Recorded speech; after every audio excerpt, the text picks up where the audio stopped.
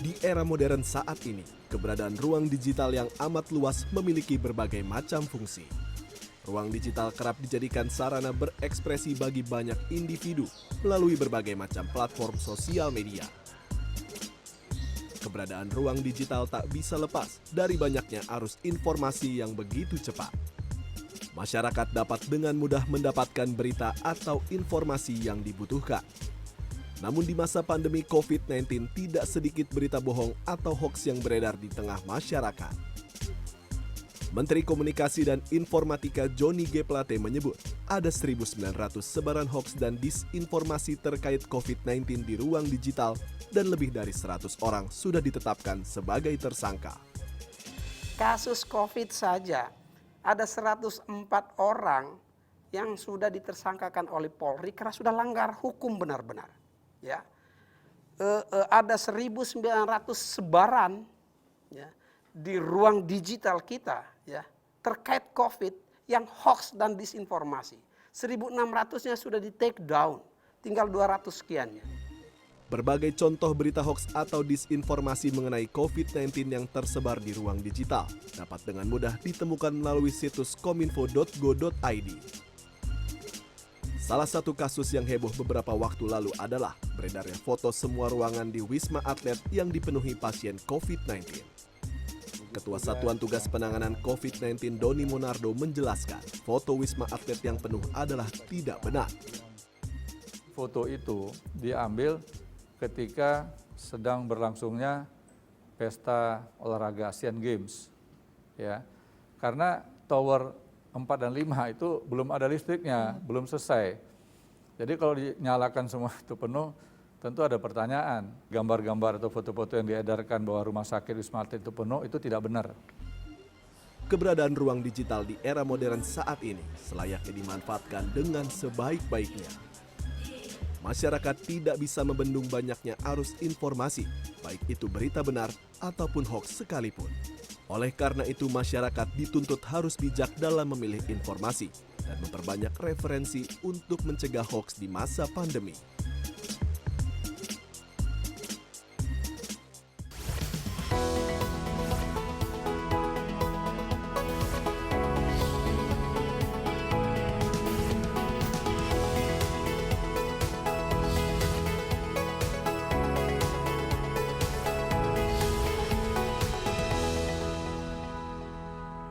Saya sudah berada bersama Menkominfo kita, Johnny G. Plate, dan Pak Johnny, apa kabar? Kabar baik Desi, terima kasih sudah datang di kantor sementara work from home-nya Menkominfo. Saya mau melihat dari fungsi dari Kominfo itu sendiri, Yeah. karena diingatkan kalau dulu zaman Orde Baru, zaman Harmoko itu kan kita bicara censorship, pokoknya ini tidak boleh, itu tidak boleh, jadi semacam PR atau corong lah dari pemerintah. Nah tentu saja kita tidak seperti itu, sudah kita adalah kepentingan kita berbangsa.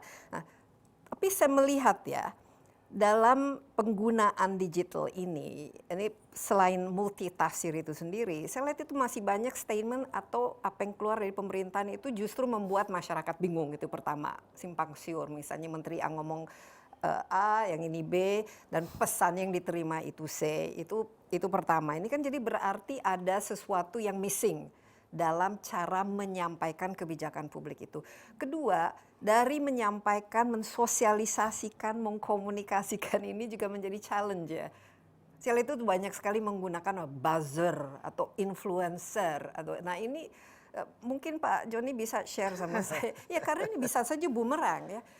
Apalagi apakah memang efektif atau tidaknya kan masih harus dilihat, dan apakah dari segi moral hazardnya itu pun itu kan semua harus dipikirkan. Saya rasa ini menjadi fenomena. Mbak Desi memang wartawan yang asli betul. Saya lihat ini memang ini influencer saya yang coba lihatnya itu begini ya, kita tidak bisa ingkari bahwa khususnya di digital ya, teknologi membuka ruang begitu luasnya. Istilah yang kita gunakan juga ya begitu bisa mengakibatkan multitafsir.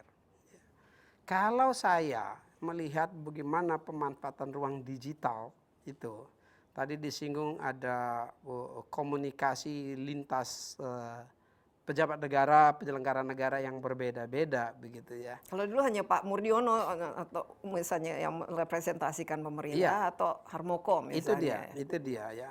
Kalau kita mau kembali kepada sentralisasi komunikasi publik, bisa begitu.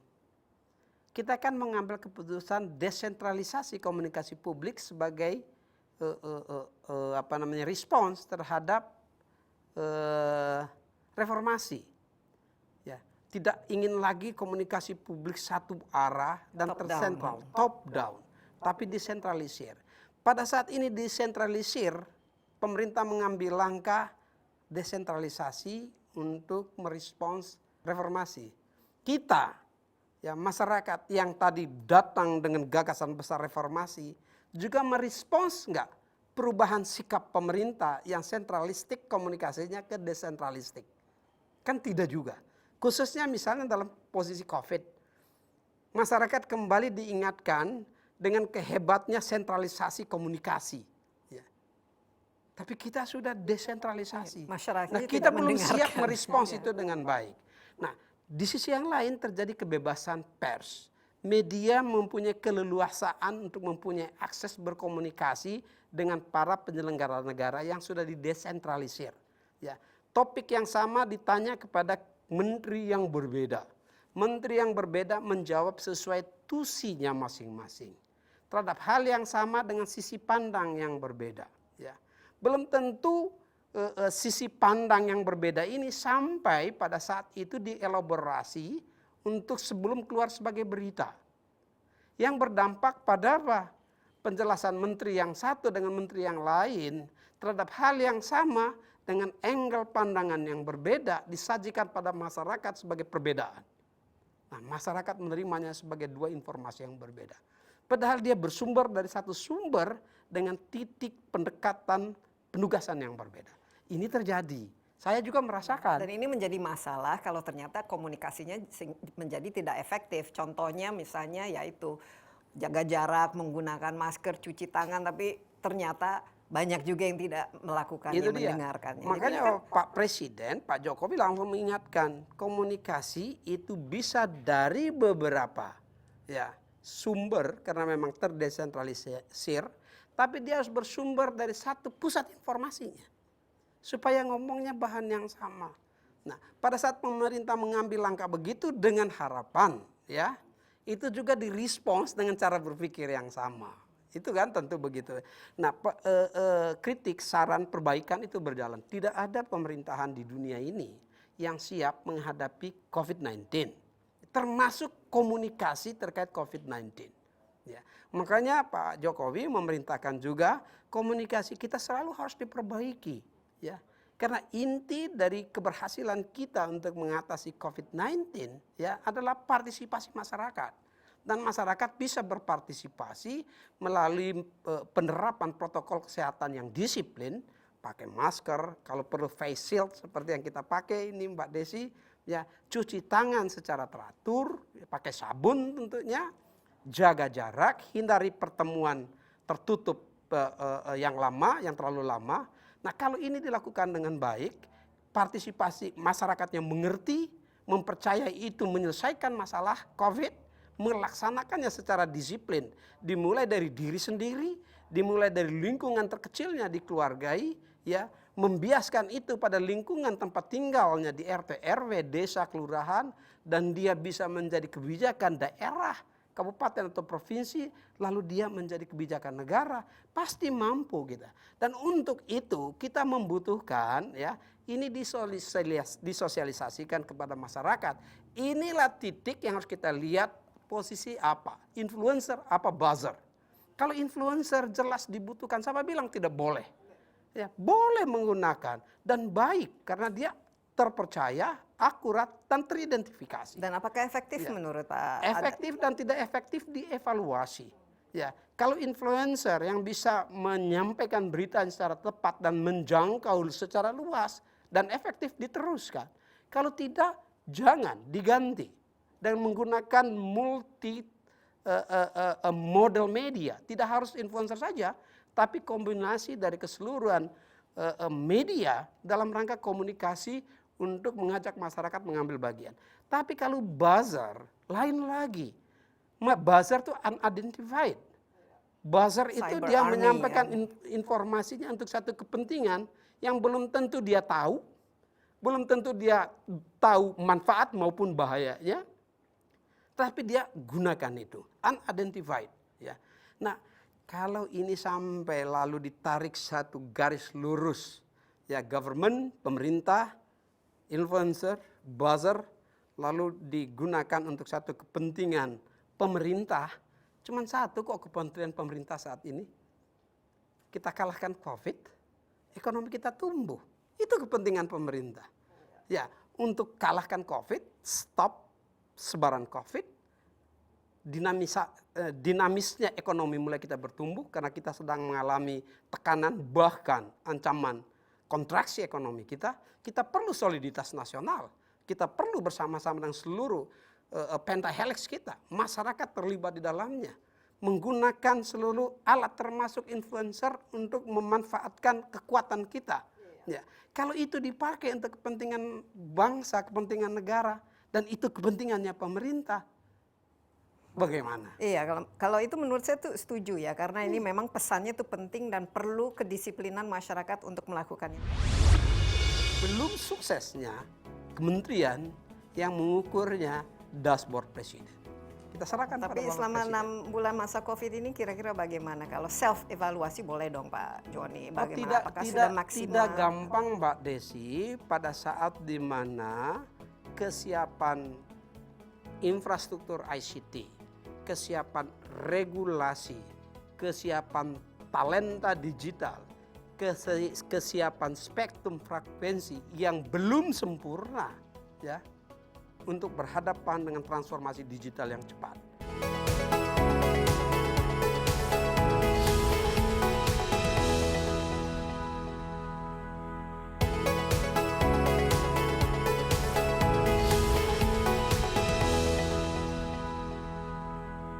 Mungkin untuk kebijakan-kebijakan yang sifatnya itu agak kontroversial atau agak sulit atau mungkin dengan tujuan ya untuk mendapatkan buy-in dari masyarakat, dukungan dan lain sebagainya. Mungkin perlu dievaluasi penggunaan influencer, kalau itu Mbak Desi, yang Joni. paling dekat dengan kita. Seperti omnibus itu. Ya, agenda politik saya dari luar ya.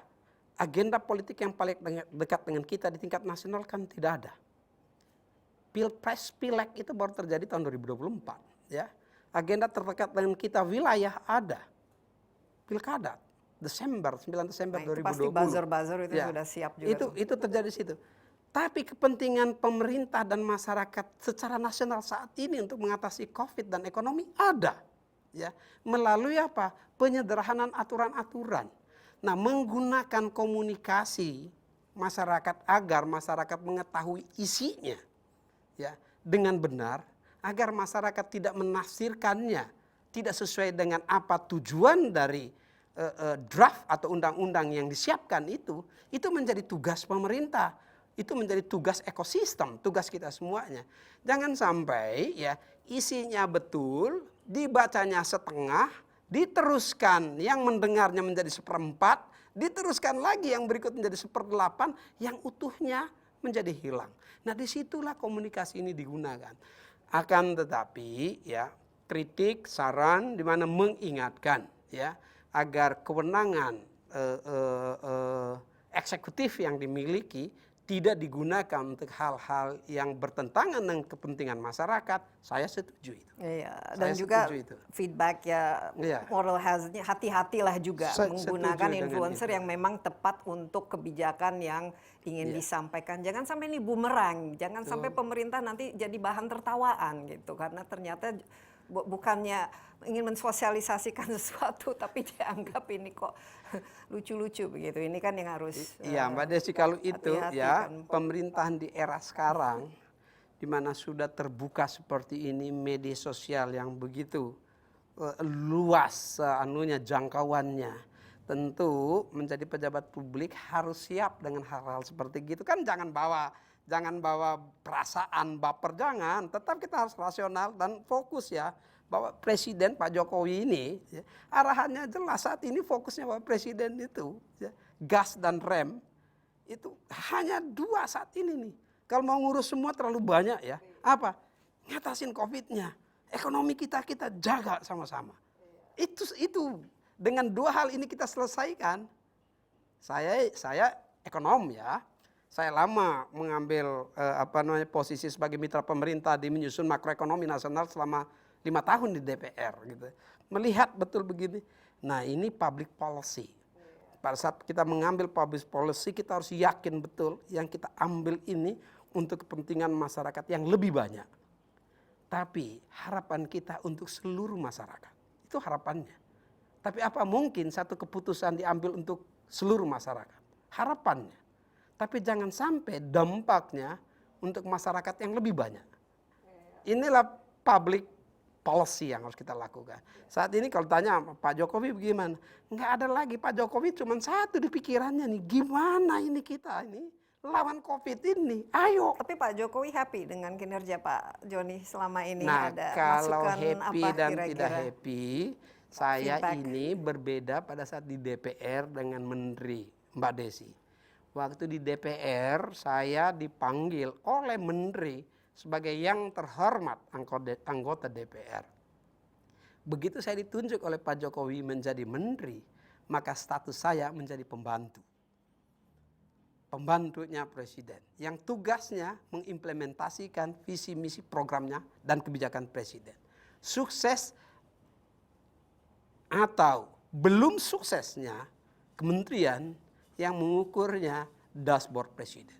Kita serahkan pada Tapi Bapak selama Presiden. 6 bulan masa COVID ini kira-kira bagaimana? Kalau self evaluasi boleh dong Pak Joni. Bagaimana? Apakah sudah maksimal? Tidak gampang Mbak Desi pada saat di mana kesiapan infrastruktur ICT, kesiapan regulasi, kesiapan talenta digital, kesiapan spektrum frekuensi yang belum sempurna ya, untuk berhadapan dengan transformasi digital yang cepat. Nah, tugas saya menata ini dan melengkapi puzzle-nya. So far, saya mendapat dukungan yang baik dan yang kuat. Baik rekan-rekan, ya para pejabat di Kementerian Kominfo, maupun lingkungan kementerian lembaga. Ya. Apalagi dukungan itu begitu kuatnya dari Bapak Presiden untuk ya menetapkan dan menjadikan ya, informatika dan telekomunikasi dalam rangka transformasi digital. Nah, saya tentu ya sejauh ini happy, senang sekali karena Bapak Presiden menyadari betul ya pentingnya kesiapan ICT kita dalam rangka menghantar masyarakat menuju digital society. Indonesia towards a digital nation. Dan tugas itu di pundak saya. Iya, dan walaupun kita tidak ingin Kominfo yang dulu ya di bawah Harmoko yang segala itu kan berbeda, tapi saya lihat masih ada tugas yang istilahnya PR, government PR, humas ya, menyampaikan kebijakan tapi juga kan membangun citra positif terhadap pemerintah.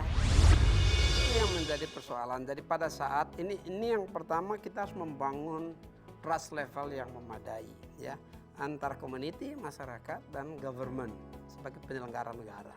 Di mana kita membangun satu tingkat saling percaya yang kuat. Mengapa? Ya, karena kebebasan demokrasi yang kita miliki bukan tanpa batas. Kebebasan dan demokrasi yang kita miliki dengan batasan menjaga kebebasan dan demokrasi saudara kita yang lain.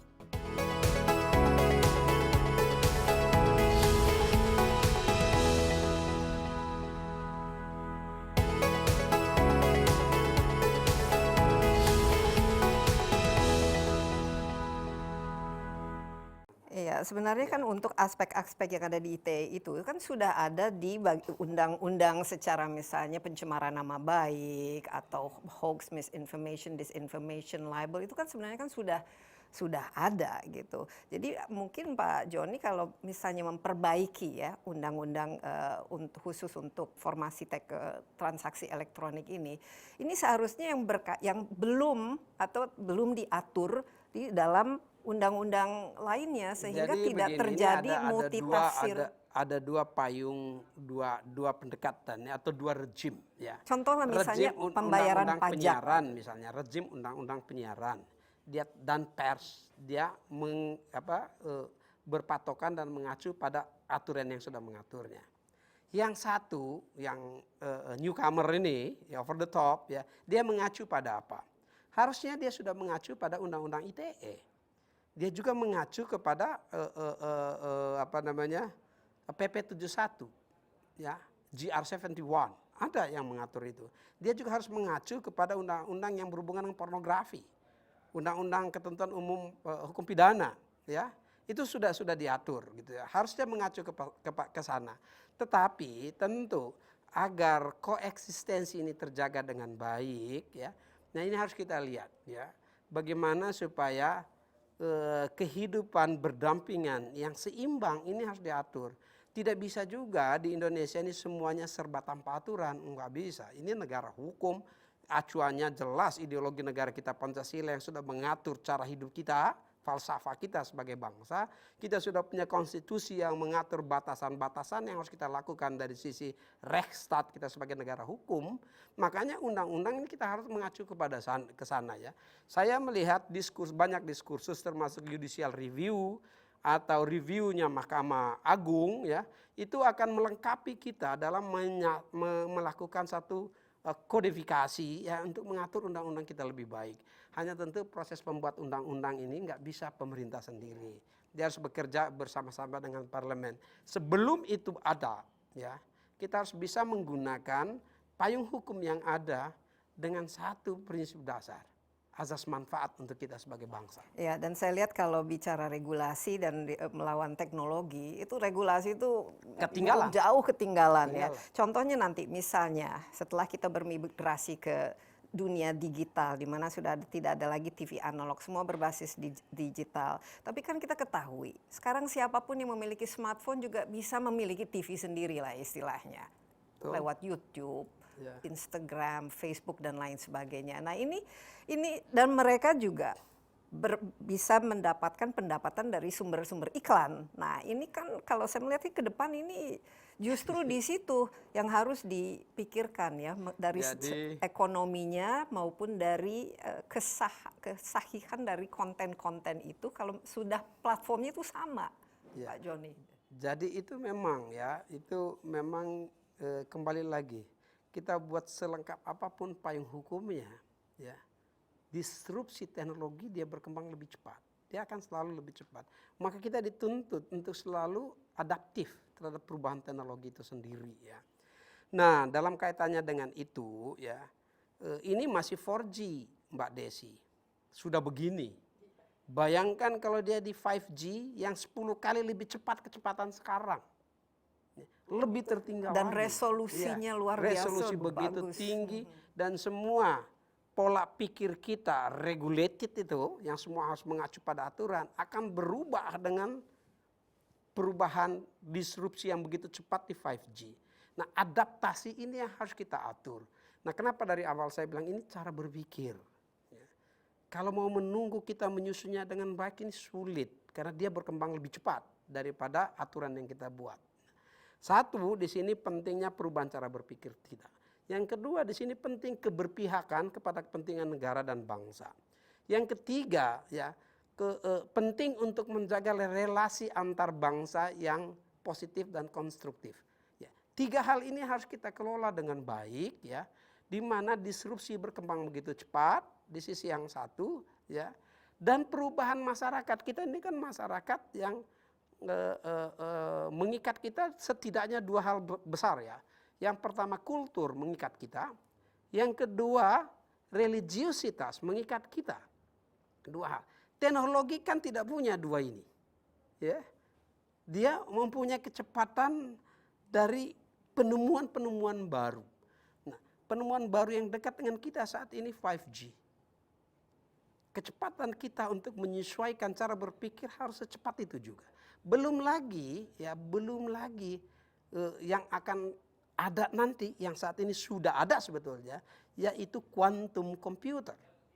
Begitu quantum computer muncul, ya kecepatan superkomputer yang 10 tahun ya bisa diselesaikan dalam 3 menit oleh quantum computer, seperti apa itu kecepatan? Mampu nggak kita cepat untuk menyesuaikan di situ?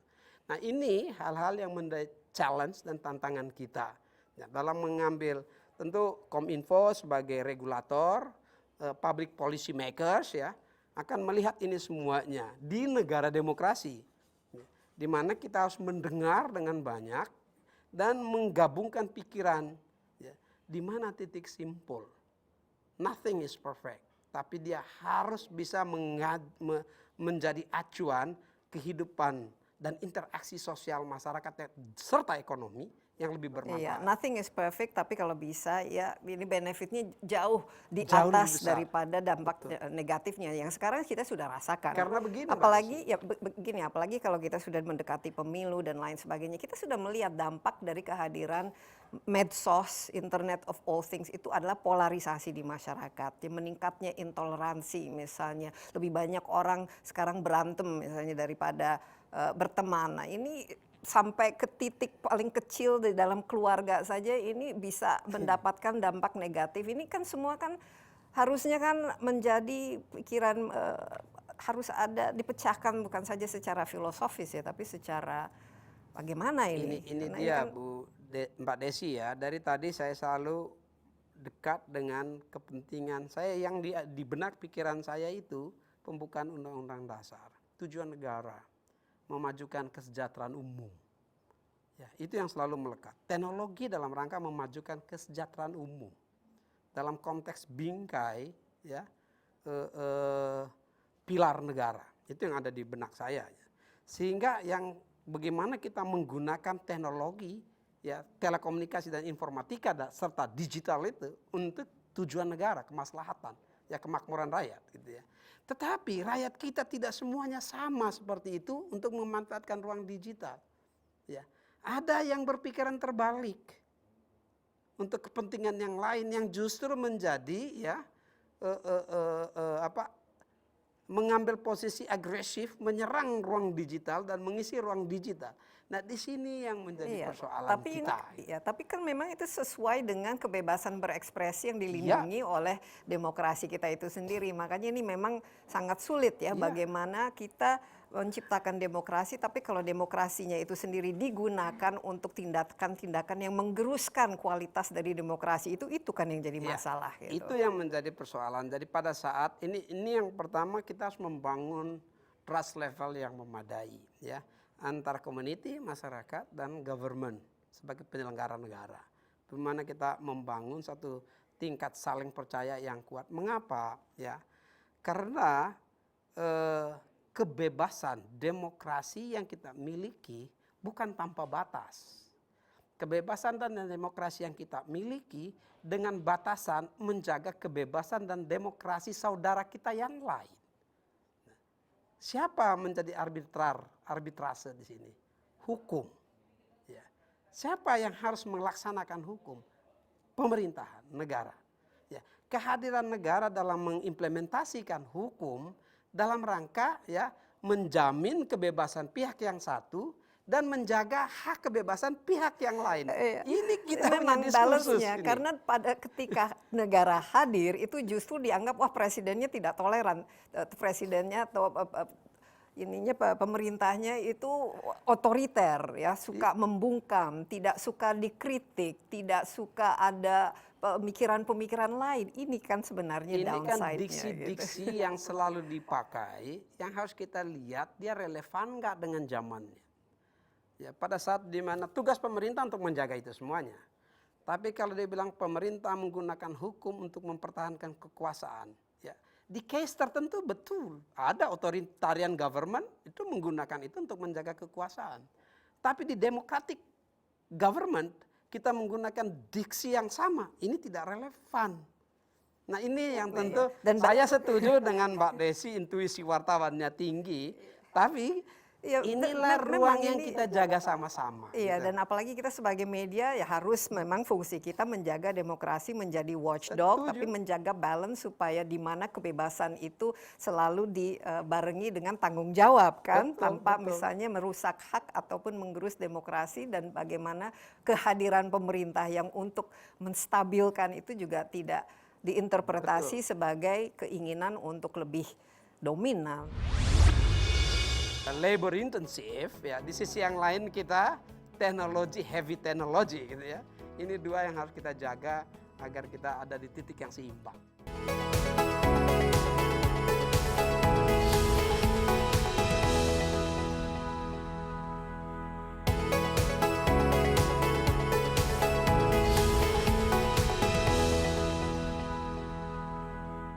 Nah ini penting nih, financing, anggaran ini menjadi sumber. Saya lihat ini juga Pak Joni menginginkan ada peningkatan luar biasa, anggaran peningkatan sekitar 17 triliun ya, lebih dari yang dimiliki sekarang. Ini kira-kira bagaimana penggunaannya dan prioritasnya nanti, dan apakah kalau tidak ada anggaran ini target-target itu akan sangat sulit untuk dicapai? Sumber pembiayaan ICT infrastructure itu dulu ya ada dua modelnya.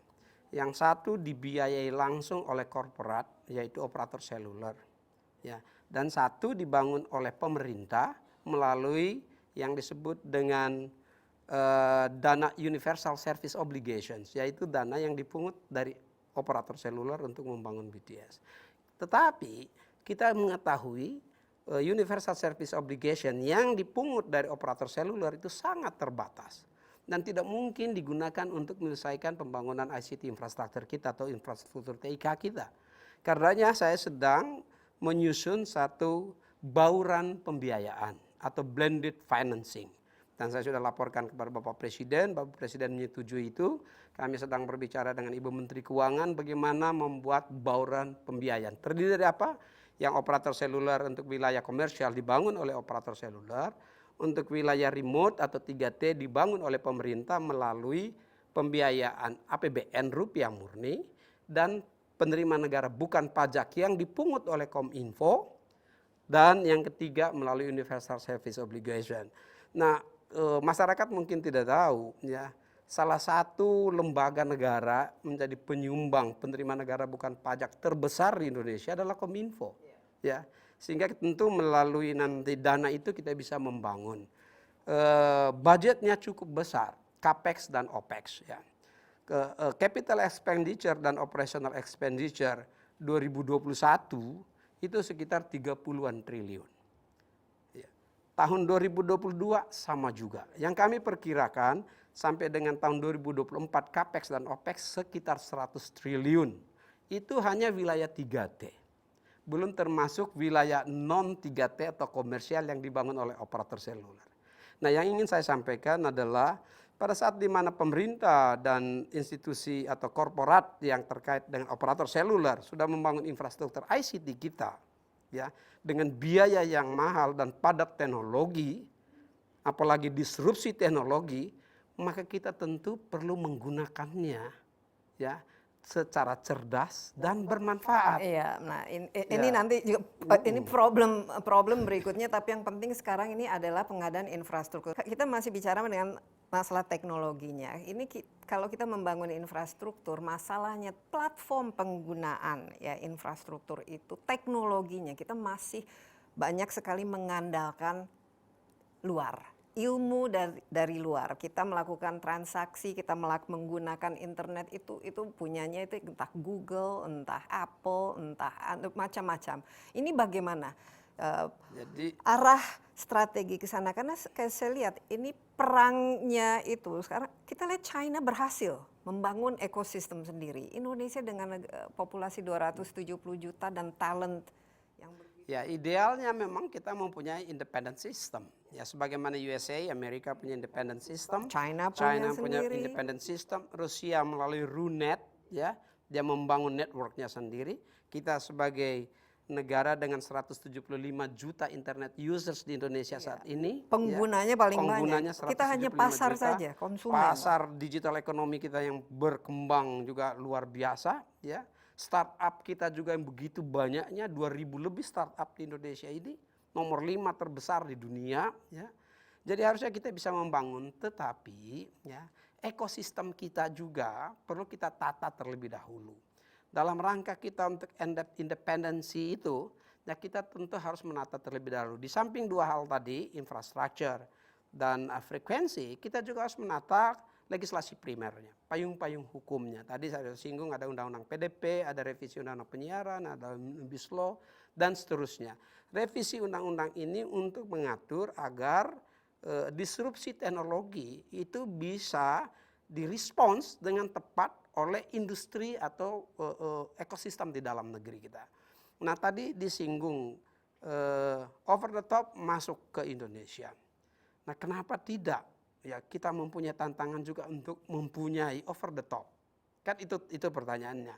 Nah legislasi primer yang ketiga harus kita bereskan, dan yang keempat digital talent. Kita membutuhkan digital talent dalam rangka yang banyak. Menurut BCG, ya proyeksi kebutuhan kita sampai tahun 2035 itu 9 juta digital talent. Nah kalau 9 juta digital talent dalam 15 tahun, itu berarti 600.000 per tahun. Sebenarnya bisa diakselerasi kalau infrastruktur kita sudah infrastruktur jauh lebih. kita saat ini sudah cukup memadai. Yang belum adalah sampai di the last mile. Tetapi sampai di tingkat kabupaten itu kan sudah tersedia semuanya. Itu jaringan fiber optik sudah sampai di kabupaten-kabupaten. Jadi harusnya bisa gitu ya. Nah sekarang kita sediakan digital talent kita untuk menghasilkan. Yang pertama kita harus menghasilkan inventor baru. Tanpa ada inventor ya, maka kita tidak bisa mengharapkan kita punya platform yang hebat. Jadi iklim inovasinya itu harus dibangun. Iklim inovasinya, dan ini kolaborasi, kerjasama ya dari Pentahelix Indonesia. Lalu kita harus memiliki juga kreator-kreator baru. Ya, kita harus punya kreator baru untuk mengembangkan, dan kita harus punya generasi muda ya yang pro bisnis, investor baru. 3A ini ya perlu kita perhatikan. Inventor, inovator, dan investor untuk mendukung agar ekosistem digital kita bisa kita kuasai. Mulai dari upstream, ya pembangunan infrastrukturnya, sampai di downstream, over the top bisnisnya. Nah ini semangat yang sedang kita bangun. Saya sedang membangun roadmap itu. Ya, ini kalau roadmapnya ini ujungnya kira-kira berapa tahun dari sekarang kalau kita bisa bermimpi, Pak Joni? Infrastrukturnya tahun 2023 harus selesai. Minimal 4G ya, itu untuk seluruh Indonesia. 4G-nya tersedia 4G secara rata di seluruh tanah air pada tahun 2022. Diperkuat dengan hadirnya 3 seri satelit besar. Ya 2023 satelit Satria 150 gigabit, dan dalam roadmap saya setelah itu harus ada 300 gigabit ya, dan 400 gigabit karena kita butuh sekitar 0,9 terabit satelit dan ya, tambahan sampai tahun 2035. Tambahan fiber optik juga. Fiber optik menyambung seluruh ujungnya darat dan laut. Ya, microwave link untuk wilayah yang sangat sulit dibangun. Ya, ada yang bisa pakai fiber optik, ada yang nggak bisa pakai fiber optik, yang harus pakai microwave link. Dan ada banyak teknologi-teknologi baru ya yang saat ini sedang kita dalami bagaimana itu kita gunakan untuk pembangunan ICT infrastructure deployment kita ya, agar reach out the very rural area. Ya. Mudah. Itu 4G. Tapi di saat yang sama, tadi ditanya 5G kan, di saat yang sama trial 5G sudah dilakukan di super high band ya. Sudah dilakukan dan itu sukses. Saya sedang menyiapkan, ini bukan janji ya, tapi seharusnya memang sedang menyiapkan deployment 5G. 5G ini suatu yang berbeda sama sekali dengan 4G, walaupun dia setelah 4G menjadi 5G. 5G ini adalah revolusi sinyal sistem ya, atau digital, atau dia fast evolution dari digital. Nah untuk itu kita perlu yang pertama tersedianya spektrum frekuensi yang cukup. Untuk 5G saja ya kita harus melakukan farming spektrum sebanyak 1880 MHz ya. Dan khususnya di frekuensi 2,3, 2,5, 2,6, 3,3, 3,5 GHz ya. Dan ini saat ini sedang digunakan semua itu. Ya, saya tentu berharap Makanya karena migrasi ini sangat penting untuk membebaskan ini frekuensi yang dipakai. Farming ini harus diatur betul-betul. Dan saya yakin ya, yang sekarang sedang mempunyai lisensi itu tahu bahwa untuk kepentingan masa depan Indonesia lebih baik ini berpindah. Tentu pemerintah akan membantu migrasinya untuk kita gunakan. Dan untuk deployment 5G perlu ekosistem. Secara telekomunikasi kita sudah bisa deploy, tapi ekosistemnya khususnya ya bagi industri dan lingkungan bisnis. Nah, kita tentu akan memilih apakah nanti melalui satu industrial estate ataukah tourism destination atau smart cities ya yang nanti kita deploy 5G terlebih dahulu. Sedang saya lihat ini nanti ya untuk contoh-contohnya daerah ya best satu practice. ini bukan uji coba lagi ya, tapi quick wins di mana? Ya salah satu contoh misalnya Shenzhen. Ya Shenzhen itu fully 5G. Atau nanti di ibu kota baru itu. Kalau ibu kota baru it still takes time, kan kita harus bangun dulu ya. Tapi ada banyak industrial estate, pemerintah juga sedang merencanakan pembangunan industrial estate yang baru. Di situ kita bisa deploy 5G ya dengan benchmarknya misalnya dari Shenzhen. Shenzhen itu fully 5G. Dan kalau fully 5G itu berarti di situ unmanned vehicle ya. Robotic industry, semuanya pakai robot gitu ya. Nah, di Indonesia ini yang harus kita hitung baik-baik. Di satu sisi bagaimana kita membutuhkan padat karya, labor intensif, kita perlu di sisi padat yang karya. lain kita teknologi, heavy technology gitu ya. Ini dua yang harus kita jaga agar kita ada di titik yang seimbang. Sehingga kita nanti bisa mempunyai satu government data center di Indonesia. Yang kedua, menyediakan iklim dan ekosistem agar investasi data center di Indonesia yang tadi dibilang emas baru itu menarik ya. Yang ketiga, mengatur ya flow data yang baik ya dan menjaga hak dari pemilik data.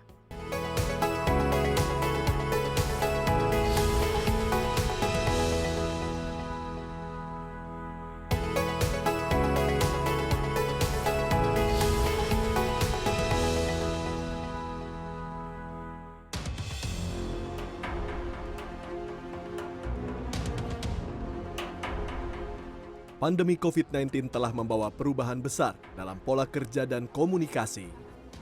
Pemanfaatan internet dan intensitas transfer data akan semakin meningkat seiring kemajuan teknologi di bidang informasi khususnya internet.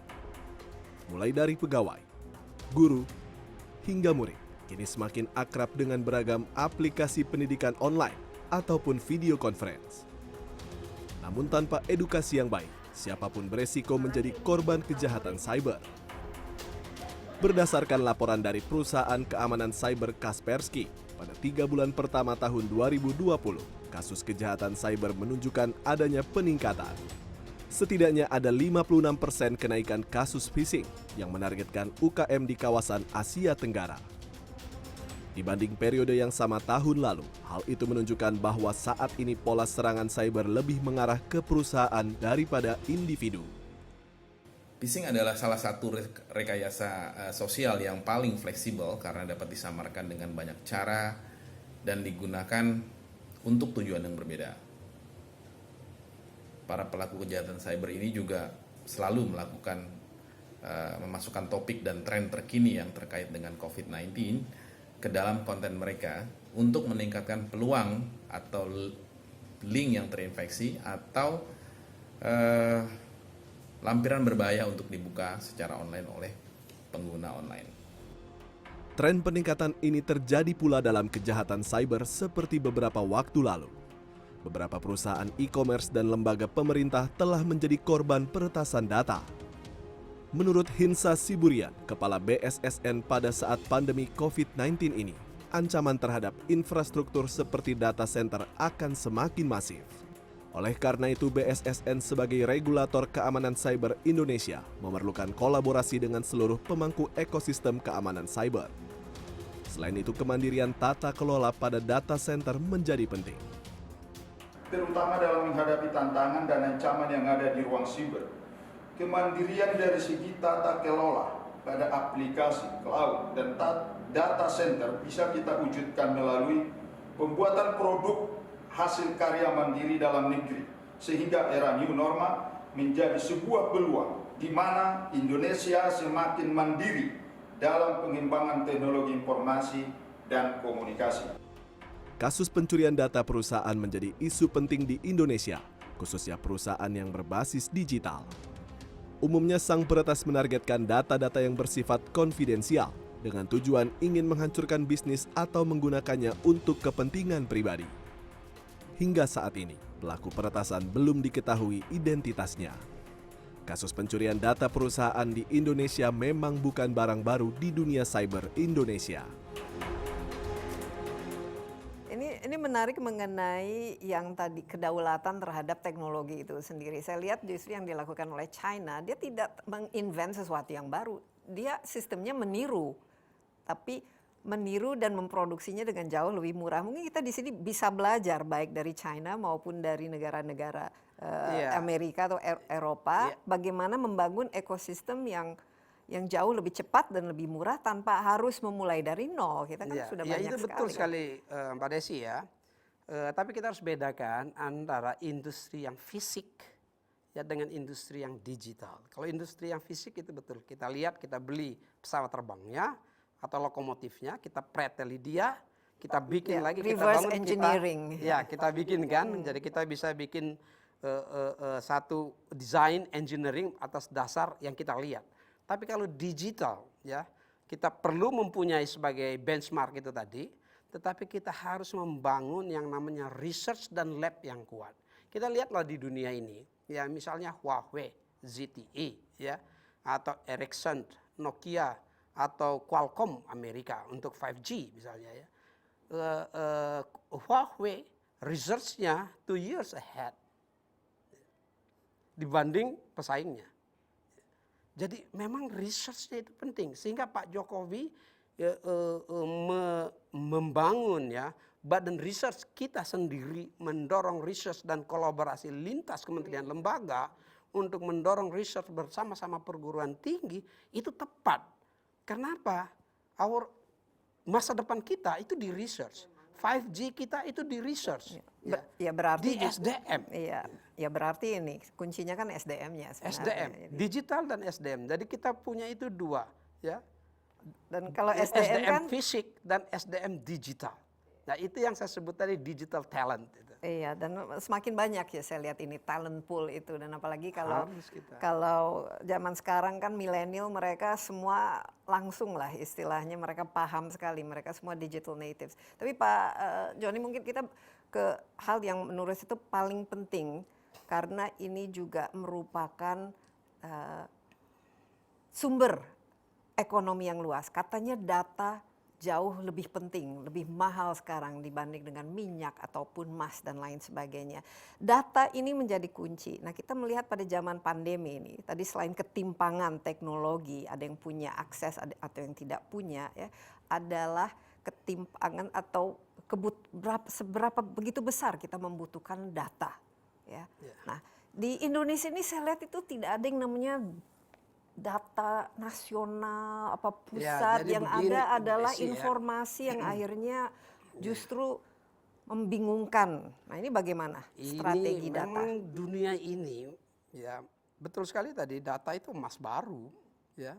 Dan dunia ini belum punya satu benchmark bagaimana manajemen data. Pada saat G20 Summit tahun lalu ya di Kyoto, Jepang, itu Perdana Menteri Jepang menyampaikan free flow of data with trust. Saya pada saat menjadi Menteri Kominfo ikut rapat PBB di ITU di Berlin. Saya tanya itu, apa yang dimaksud dengan free flow of data with trust? What is with trust? With trust menurut Indonesia is a protocol.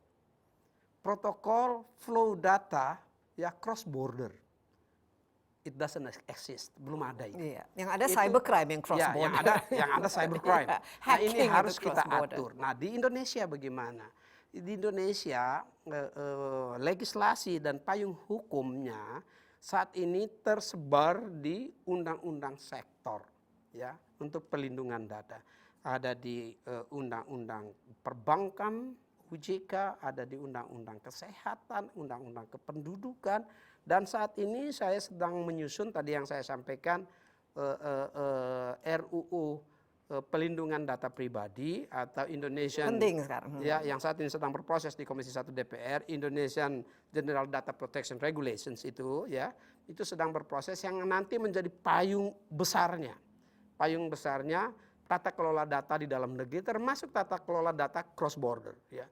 Dan kita gunakan ini yang menjadi benchmarknya adalah European Union GDPR ya, yang sedang berproses. Tetapi ya di dalam pertemuan-pertemuan dan relasi bilateral maupun multilateral yang terjadi saat ini di G20 Summit, proposisi Indonesia jelas sekali itu, bagaimana kita mengatur tata kelola data kita baik di dalam negara yurisdiksi maupun cross border. Tadinya hanya Indonesia, tapi alhamdulillah ya, bahwa setelah kita meyakinkan banyak negara, ya, 95%-nya setuju dengan kita. Tinggal satu yang akhirnya sepakat juga, proposisi kita masuk menjadi salah satu rekomendasi pada saat G20 Summit-nya kepala-kepala negara nanti ya. Tetapi ya, itu satu. Di lingkungan ASEAN dan China kita menyampaikan hal yang sama dan direspons secara positif. Ya, Nah, tetapi ya yang harus kita lihat bagaimana data itu juga dihubungkan dengan tata kelola data itu sendiri. Karena Bapak Presiden waktu menunjuk saya dulu memesan. Yang satu adalah kedaulatan data, cloud-nya harus kita kuasai teknologinya untuk bisa mengendalikan khususnya untuk government data, ya, dan bagaimana private data, lokasi data centernya yang harus kita jaga, ya. Yang kedua peralatannya dan regulasinya, itu yang harus kita siapkan sekarang. Tetapi ya di samping sovereignty dari data, kedaulatan data, Pak Presiden juga mengingatkan soal cybercrime. Ya, bagaimana serangan cyber ini luar biasa, ya, baik itu ethical attack maupun unethical attack, ya. Unethical ini yang berbahaya sekali. Data breach dan data leak ini luar biasa sekali terjadi, sehingga dituntut kita harus mempunyai teknologi security data yang kuat. Nah, makanya di sini kolaborasi dan kerjasama untuk menjaga security dan keamanan data antara Kominfo dengan BSSN. Karena BSSN itu mempunyai tugas, ya, domainnya adalah terkait dengan security, ya, security cyberspace kita, ya, itu di BSSN. Dan sekarang kita membangun kerjasama, menata secara teratur, ya, dengan baik dari kerumitan yang ada, ya, sehingga kita nanti bisa mempunyai satu government data center di Indonesia, yang kedua menyediakan iklim dan ekosistem agar investasi data center di Indonesia yang tadi dibilang emas baru itu menarik, ya. Yang ketiga mengatur, ya, flow data yang baik, ya, dan menjaga hak dari pemilik data, ya, konsen pemilik data, pemrosesan data, pengendalian data, ya, sanksi terhadap pelanggaran data. Ya, ini yang harus kita tata kelolakan itu dengan baik. Iya, baik. Terima kasih banyak sekali lagi Pak Joni. Dan demikian Insight with Desi Anwar kali ini. Jangan lupa Anda juga dapat menyaksikan acara ini di cnnindonesia.com dan juga lewat kanal YouTube Insight with Desi Anwar. Sekali lagi juga mengingatkan, stay safe, jangan lupa pakai masker, kalau perlu juga pakai face shield, cuci tangan, jaga jarak, dan sampai jumpa.